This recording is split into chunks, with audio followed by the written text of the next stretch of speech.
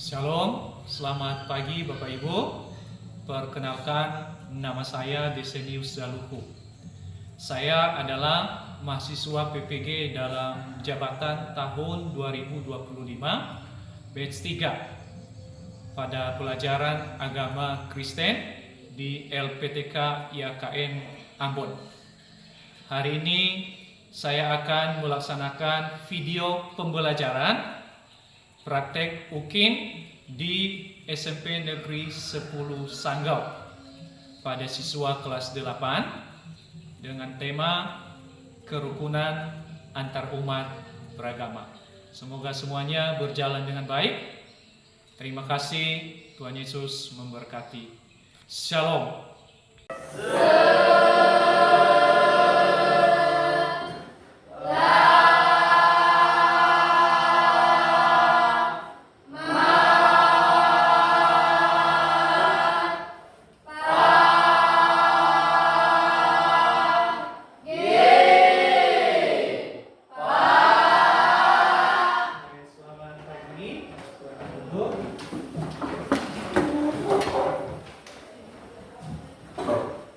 Sebelum kita belajar pada pagi hari ini, kita berdoa dulu dan bernyanyi.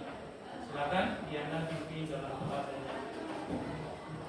Marilah teman-teman, sebelum kita berdoa pada pagi hari ini, saya mengundang teman-teman untuk bangkit berdiri. Kita buka sebuah pujian yang mengatakan Bapa Engkau yang baik.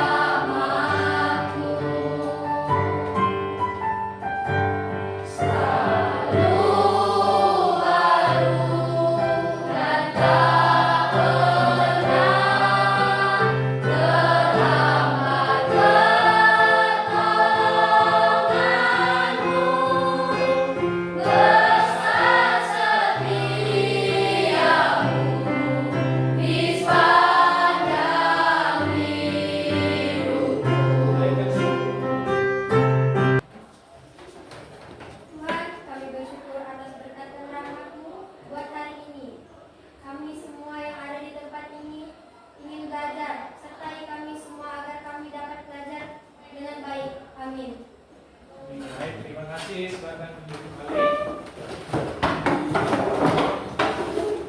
Oke, shalom. Apa kabar semuanya? Anak-anak sehat hari ini? Sehat. Siap belajar? Siap. Sebelum kita belajar, Bapak absen dulu. Ini Saputra, Kelvin, Dea Audilianti, Diana Febri. Semua hadir hari ini. Oke, kita akan belajar pagi hari ini. Kita mulaikan pelajaran kita. Hari ini kita belajar tentang kerukunan antar umat beragama. Jadi pelajaran kita hari ini kita belajar tentang kerukunan antar umat beragama. Nah, sebelum kita belajar melanjutkan pembelajaran ini, maka Bapak mau putarkan lagu yang berkaitan dengan pelajaran hari ini. Nanti anak-anak menyimaknya bagaimana syair yang disampaikan di lagu itu dan apa hubungannya dengan pelajaran kita hari ini. Sekali lagi, judul pelajaran kita hari ini kerukunan antar umat beragama. Silakan disimak lagunya. Karena-Mu Tuhan tinggi atas seluruh bumi.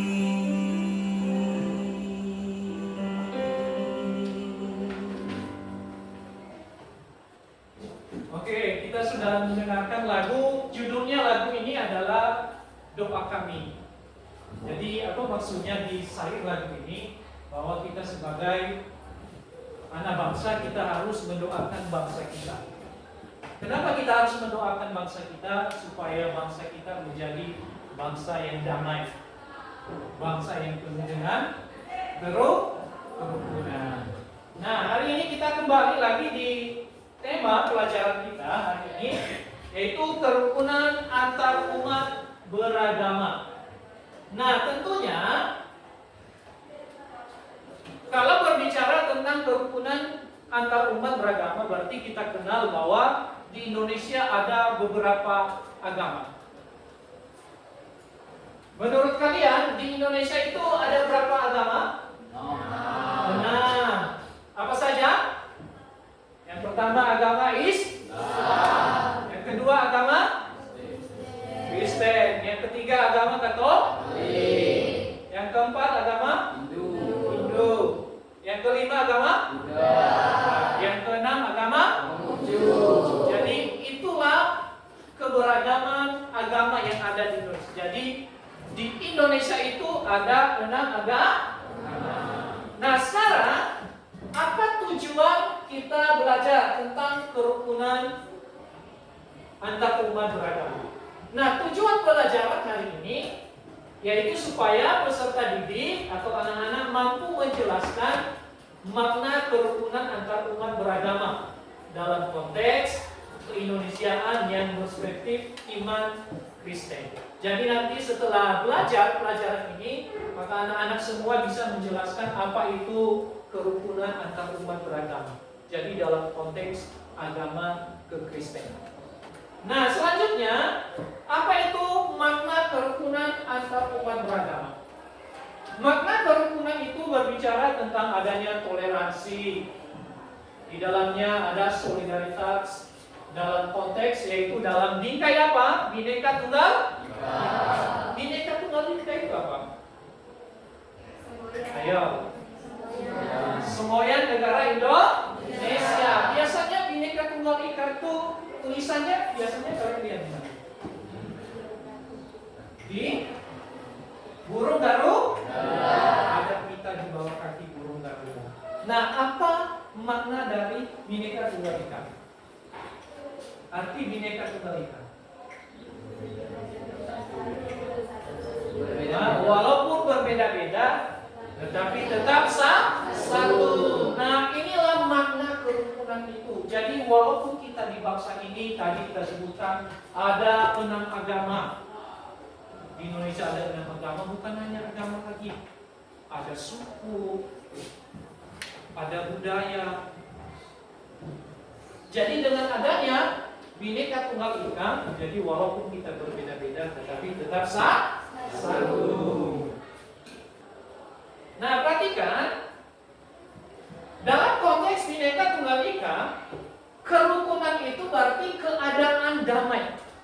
Nah, jadi keadaan damai dan bersatu dalam perbedaan. Jadi di dalam berbagai perbedaan yang ada tadi, contohnya agama, suku, ras, jadi kita harus damai. Kita harus bersatu dalam perbedaan itu. Selanjutnya toleransi. Apa itu toleransi? Toleransi adalah sikap saling menghormati dan memahami keberagaman tanpa memaksakan kehendak. Jadi toleransi itu kita harus memiliki sikap saling menghormati. Contohnya ketika ada kawan yang beragama Islam sedang puasa, kita hargai mereka. Begitu juga dengan sebaliknya. Jadi kita harus memahami, harus mengerti keberagaman itu tanpa kita memaksakan kehendak kita. Karena kenapa tadi kita memiliki perbedaan. Sedangkan yang ketiga adalah solidaritas. Apa itu solidaritas? Yaitu bentuk kepedulian, tolong menolong tanpa memandang latar belakang. Jadi solidaritas itu kita wujudkan kepedulian kita. Jadi kita peduli itu bukan hanya yang seagama dengan kita. Kita peduli itu bukan hanya yang sesuku dengan kita. Jadi kita harus peduli.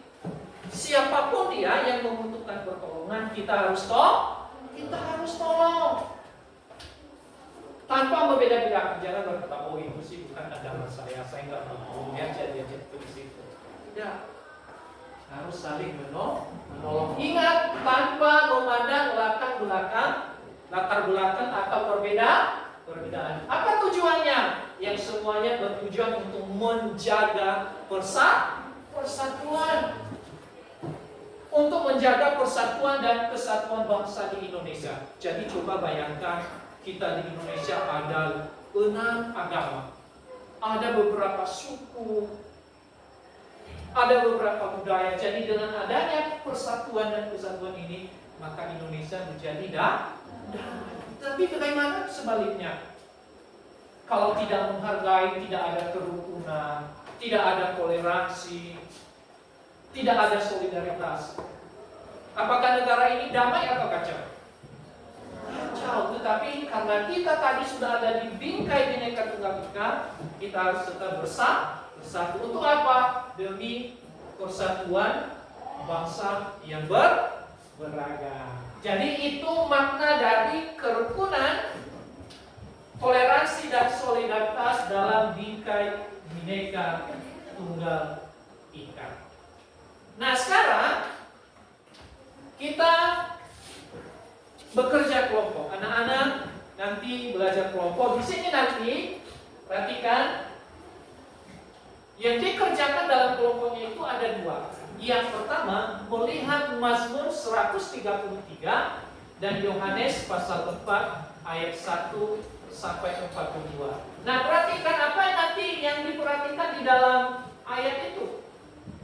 Tentunya di dalam Mazmur 133 nanti dan Yohanes pasal 4 ayat 1 sampai 42, di situ ada hubungannya. Sehingga nanti dalam sudut pandang Alkitab, maka diambil kesimpulan di dalam Matius pasal 22 ayat 37 sampai 40, yaitu tentang hukum kasih. Nah, sekarang silakan buat kelompoknya masing-masing sesuai dengan kelompok yang sudah dibagikan. Nanti Bapak bagikan LKPD, nanti anak-anak di situ menulis jawaban sesuai dengan pertanyaan yang ada. Oke, sudah? Sudah lihat semua LKPD-nya? Nah, perhatikan di situ. Perhatikan semua. Petunjuknya perhatikan. Bacalah 2 teks di dalam Alkitab. Yang pertama, Mazmur 133. Jadi yang pertama nanti buka adalah Mazmur 133. Setelah Mazmur 133 baru buka Yohanes pasal 4 ayat 1 sampai 42. Nah, kemudian perhatikan, diskusikan dengan teman satu kelompokmu gambaran persaudaraan yang rukun menurut Mazmur 133. Karena dalam Mazmur 133 itu menjelaskan tentang persaudaraan yang rukun.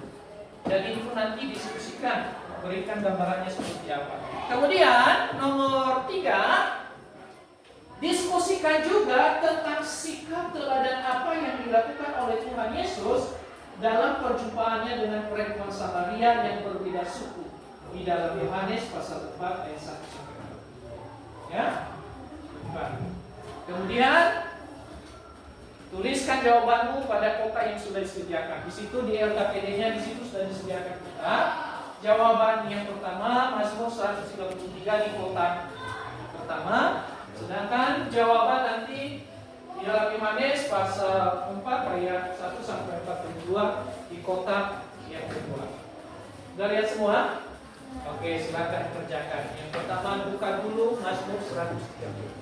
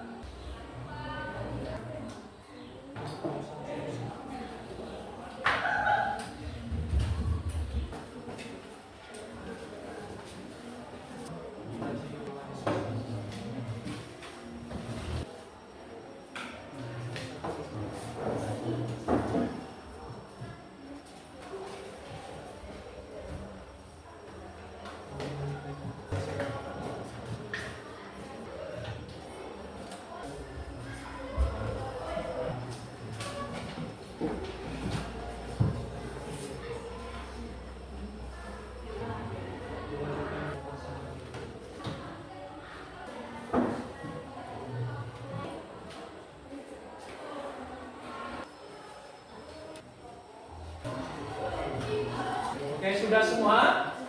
Oke, sekarang satu-satu nanti berkelompok maju ke depan untuk mempresentasikan hasil diskusinya. Jadi nanti kita dengarkan bersama ikut bagaimana pendapat mereka dengan masalah kerukunan di dalam Mazmur 133 dan di dalam Yohanes pasal 4 ayat 1 sampai 42. Oke, siapa kelompok yang mau maju pertama? Oke, kelompok 3. Silakan.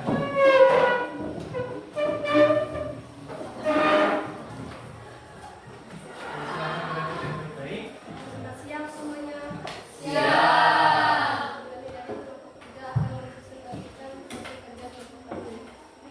Perkenalkan, nama saya Asuki Sriwati. Saya Aulia.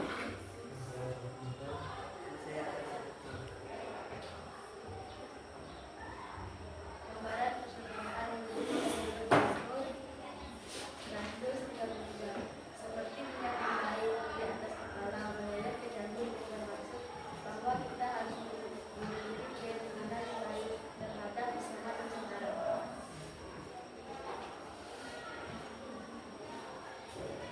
Sikap dan apa yang Yesus lakukan dalam perjumpaannya dengan perempuan Samaria. Barang siapa minum air ini, ia akan haus lagi, tetapi barang siapa minum air yang akan diberikan kepadanya, ia tidak akan haus untuk selama-lamanya.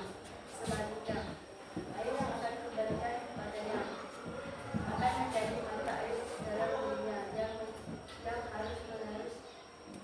yang terus-menerus memancar sampai pada kemudian. Jika ada pertanyaan, saya persilakan. Ya, jadi kelompok 3 kalau ada kawan-kawan yang bertanya dipersilakan. Oke, ada pertanyaan? Oke. Jadi menurut Tidak ada, saya terima kasih. Oke, terima kasih.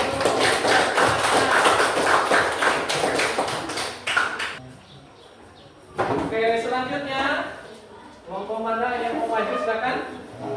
Oke, kelompok berapa? Pak, silakan.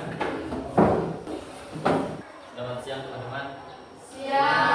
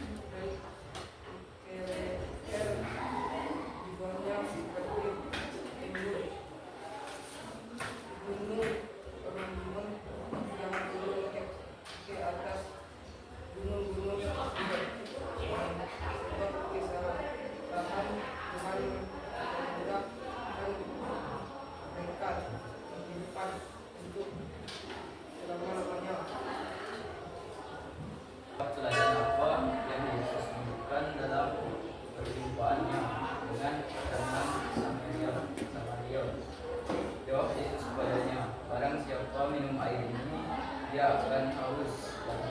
Tapi barang siapa minum air yang akan diberikan kepadanya, dia tidak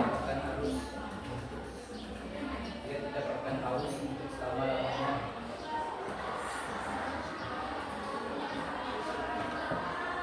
Sebaliknya, air yang akan engkau berikan kepadanya akan menjadi mata air di dalam dirinya yang terus-menerus memancar sampai kepada hidup yang kekal. Jika ada kelompok lain yang ingin mengajukan pertanyaan, silakan. Oke, ada kelompok lain yang mau bertanya? Mungkin ada yang mau menanggapi, silakan. Ada? Oke, silakan. Mas Tuti, ditanggapi atau bertanya? Mau bertanya? Oke, silakan. Oke, Mas Tuti bertanya, apa itu kerukunan berdasarkan tadi yang kita baca di dalam Mazmur 133. Silakan Jody, mungkin bisa jawab. Kerukunan adalah hidup yang damai dan sejahtera di kehidupan manusia. Oke, jadi menurut kelompok ini membahas bahwa kerukunan itu adalah hidup damai dan ada masalah. Oke, Mas Budi? Jika tidak ada pertanyaan lain, kami ucapkan sekian dari kami. Terima kasih. Oke, teman-teman. Jadi demikian tadi hasil diskusi masing-masing kelompok. Nah, perhatikan kalau di dalam Mazmur 133 itu berbicara tentang kerukunan. Jadi kerukunan, keharmonisan, kedamaian. Jadi kalau ada kerukunan, kalau ada kedamaian, maka di situ berkat Tuhan ada. Jadi kalau ada kerukunan, ada kedamaian, maka Tuhan memberkati. Makanya di situ diumpamakan seperti gunung dari Hermon mengalir ke bukit Sion. Yang kedua, di dalam Yohanes pasal 4 ayat 1 sampai 22, di situ kita menemukan percakapan Yesus dengan perempuan Samaria. Nah, perhatikan, perempuan Samaria itu berbeda suku dengan Yesus. Perempuan Samaria itu berbeda dengan adat istiadat dari Yesus. Nah, perhatikan, tapi kita lihat di situ, Tuhan Yesus bercakap-cakap dengan perempuan Samaria itu. Nah, kalau kalian sudah baca tadi di dalam Alkitab, Tuhan Yesus meminta air kepada perempuan Samaria. Jadi itu salah satu contoh atau teladan yang harus kita perhatikan, bahwa tidak boleh membeda-bedakan. Tidak boleh melihat latar belakang, tidak boleh melihat suku, agama, dan lain sebagainya. Nah, perhatikan, buka Alkitabmu di dalam Matius.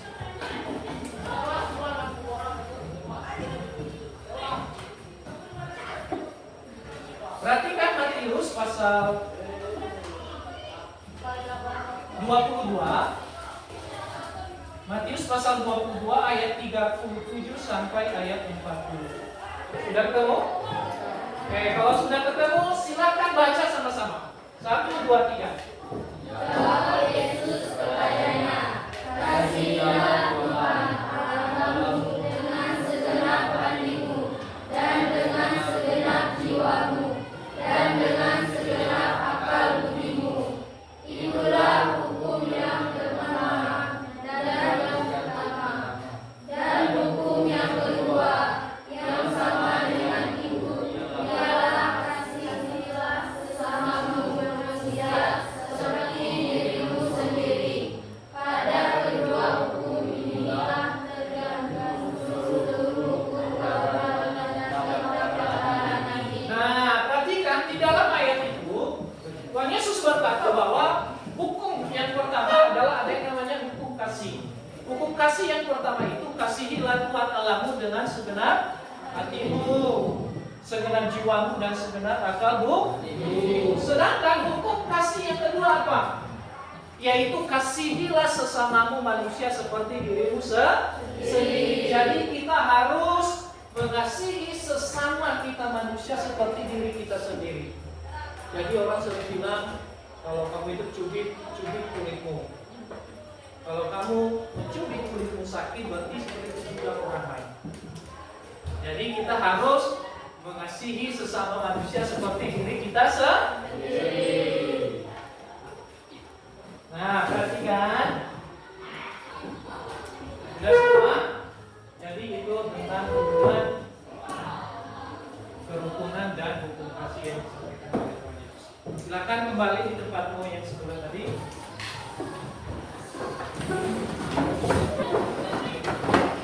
Oke, sudah? Nah, perhatikan. Setelah kita belajar tentang kerukunan antar umat beragama. Jadi secara khusus pelajaran hari ini tentang kerukunan antar umat beragama. Dan kita sudah belajar sudut pandang atau contoh dari Alkitab tentang kerukunan maupun percakapan Yesus dengan mereka. Nah, di bawah ini ada pertanyaan, perhatikan. Jawablah pertanyaan di bawah ini. Satu hal yang baru apa yang kamu pelajari dari kerukunan ini. Jadi tuliskan satu hal apa yang kamu dapatkan tentang pelajaran tentang kerukunan antar umat beragama. Silakan tulis di selai kertas. Ada yang sudah selesai antar.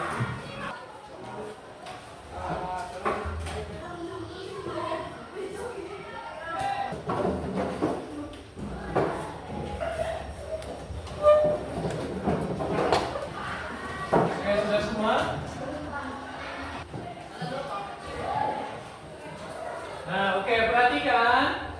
Jadi kesimpulan pelajaran kita hari ini, perhatikan bahwa iman kekristenan itu mendorong umatnya untuk hidup rukun dengan semua orang. Jadi kita sebagai anak-anak Tuhan, kita harus saling hidup rukun antara satu sama yang. Jadi itu intinya. Nah, nanti tugasmu di rumah, perhatikan nanti tugasmu di rumah, kamu mencari satu contoh berita tentang kerjasama antar umat beragama. Jadi nanti cari satu contoh cerita tentang gotong royong atau kerjasama antara umat beragama. Ya? Paham ya? Jadi cari satu contoh, yaitu berita tentang kerjasama antar umat beragama. Paham ya? Oke, terima kasih. Demikian pelajaran hari ini, supaya Anda semua mengerti pelajaran dan kita hidup dalam kerukunan antar umat beragama. Oke, demikian pelajaran hari ini. Sebelum kita akhiri pelajaran, kita berdoa. Silakan Putri memimpin kita dalam doa.